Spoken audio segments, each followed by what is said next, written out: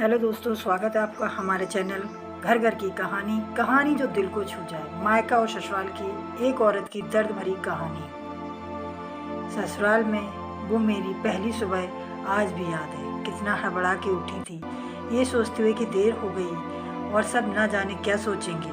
एक रात ही तो नए घर में काटी है और इतने बदलाव, जैसे आकाश में उड़ती चिड़िया को किसी ने सोने के मोतियों का लालच देकर पिंजरे में बंद कर दिया हो।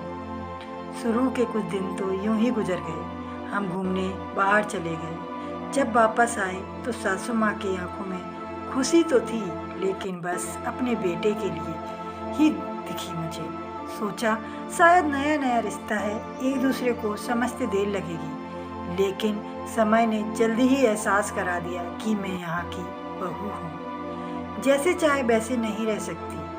कुछ कायदा मर्यादा है जिनका पालन मुझे करना ही होगा।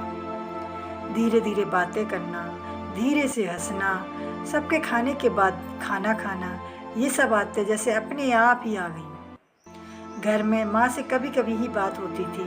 धीरे धीरे पियर मतलब मायके की याद सताने लगी।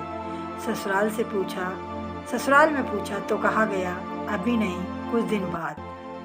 जिस पति ने कुछ दिन पहले ही मेरे माता पिता से ये कहा था कि पास ही तो है, कभी भी आ जाएगी, उनके सुर भी बदले हुए थे। अब धीरे धीरे समझ आ रहा था कि शादी कोई खेल नहीं, इसमें सिर्फ घर ही नहीं बदलता, बल्कि आपका पूरा जीवन ही बदल जाता है। आप कभी भी उठ के अपने पियर नहीं जा सकते, यहाँ तक कि कभी याद आए तो आपके पियर वाले भी बिना पूछे नहीं आ सकते। पियर का वो अल्लड़पन, वो बेवकूफ तेजी तेजी से हंसना, वो झूठे मुंह रसोई में कुछ भी छू लेना, जब मन चाहे तब उठना, सोना, नहाना, सब बस अब यादें ही रह जाती हैं।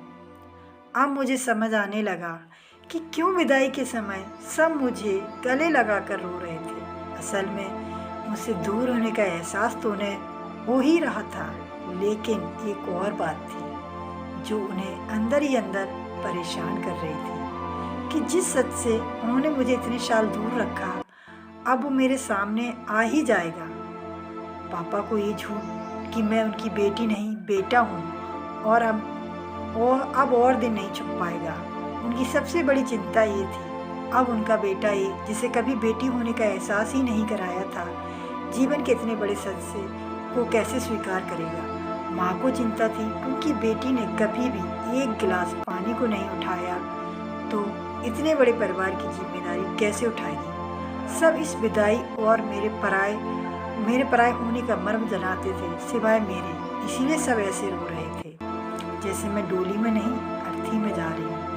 आज मुझे समझ आया कि उनका रोना गलत नहीं था, हमारे समाज का नियम ही है ये। एक बार बेटी डोली में विदा हुई तो फिर बस वो मेहमान ही होती है घर की। फिर कोई चाहे कितना ही क्यों ना कहे कि ये घर आज भी उसका है, सच तो ये है कि अब वो कभी भी यूं ही अपने उस घर में, जिसे मायका कहते हैं, नहीं आ सकती।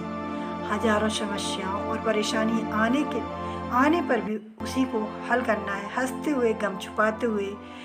क्या यह तपस्या कम नहीं? अनजान जगह को सुधार कर अच्छा बनाने का काम करना है। क्या कहेंगे आप इसे?